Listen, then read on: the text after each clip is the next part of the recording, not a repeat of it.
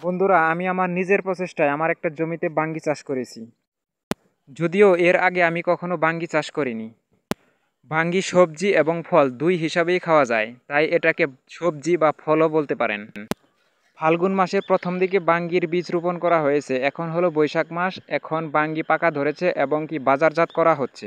পাকা বাঙ্গি ফল হিসাবে বাজারে বিক্রি করা হয়।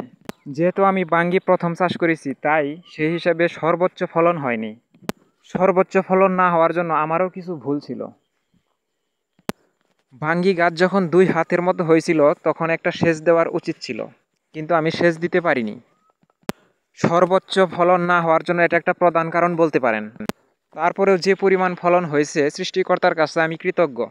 সর্বোচ্চ ফলন না হলেও আমি এই বাঙ্গি চাষ থেকে অনেক কিছু শিক্ষা নিতে পেরেছি।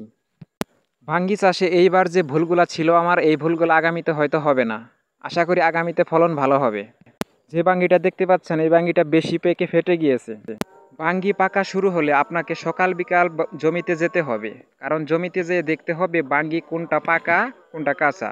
সকালে যেটা দেখবেন যে আধা পাকা, সেই বাঙ্গিটা অলরেডি বিকেলে পেকে যাবে, তাই সেদিকে আপনাকে নজর দিতে হবে। মোটামুটি ফলন হলেও বাঙ্গির বাজার খুব ভালো পাচ্ছি, কারণ এর মধ্যে আমাদের কয়েকবার বাঙ্গি বাজারে নেওয়া হয়েছে। আমি প্রতিদিন সকাল বিকাল এই বাঙ্গির জমিতে আসি এবং যে বাঙ্গিগুলা পেকে গিয়েছে সেটা তোলার জন্য। আমার বাঙ্গি ক্ষেতে অধিক পরিমাণ ঘাসের জন্য বাঙ্গির কিছু ক্ষতি করেছে। আগামীতে বাঙ্গি চাষ করলে কোনোভাবে যেন ঘাস উঠতে না পারে সেদিকে খেয়াল রাখতে হবে। যেহেতু আমি পরীক্ষামূলকভাবে বাঙ্গি চাষ করেছি, কারণ আমার টেনশন ছিল বাজারে বাঙ্গির চাহিদা কেমন হবে সেই দিকে, তাই কম জমিতেই বাঙ্গি লাগিয়েছি। আগামী বছর যখন চাষ করব তখন একটু বেশি করে লাগানো হবে। বাঙ্গি চাষে প্রথম যে বিষয়টি খেয়াল রাখতে হবে সেটা হলো জমিতে সময় মতো সেচ নিশ্চিত করা।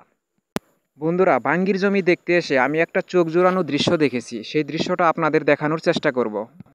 আমি এখানে গরুর জন্য কিছু গাছ লাগিয়েছি। সেই ঘাসগুলো আমি প্রতিদিন এখানে কাটতে আসি।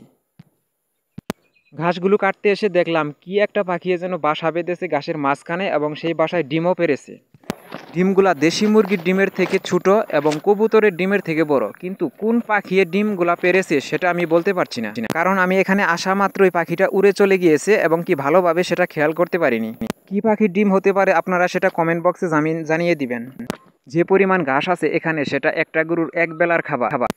কিন্তু এই ডিমগুলো এবং এই পাখির বাসার জন্য এই ঘাসগুলো আমি আজকে কেটে নিইনি। আমি অন্য জায়গা থেকে ঘাসগুলা কেটে নিয়ে দিয়েছি, কারণ পাখির বাসাটা ভেঙে দিতে আমার কখনোই মন চাইছিল না।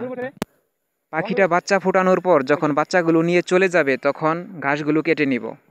পাখির বাসা এবং ডিমগুলো দেখে ছোটোবেলার কথা মনে পড়ে গেল, কারণ ছোটোবেলায়ও আমি এইভাবে পাখির বাসা খুঁজতাম এবং ডিমগুলো মন ভরে দেখতাম। ভিডিওটি ভালো লাগলে চ্যানেলটি সাবস্ক্রাইব করুন।